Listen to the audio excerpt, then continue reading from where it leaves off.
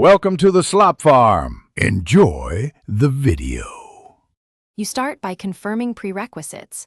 Open settings and make sure firmware and iOS are current because accuracy depends on updates. Once done, navigate Accessibility Airpods and turn on head gestures. This enables sensor fusion. Make sure you wear both AirPods snugly. Proper fit matters for reliable motion data. Sit still for calibration. The system records your neutral head position. This first step sets baseline tracking and prevents false triggers later. So take a moment to complete it carefully before proceeding. Next, you run calibration. Follow the on-screen prompts that ask you to nod and shake gently so sensors learn your motion range. Once calibrated, make sure to adjust sensitivity. Choose low if you make subtle moves or high if you move broadly. This prevents missed or accidental gestures. Then map gestures to actions.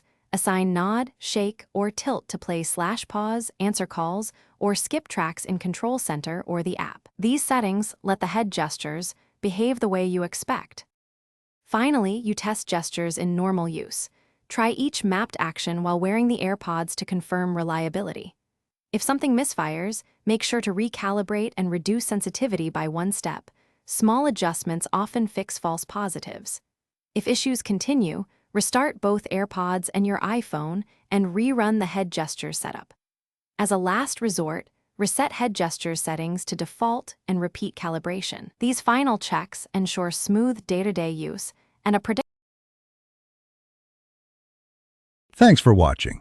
Consider subscribing if we helped you today.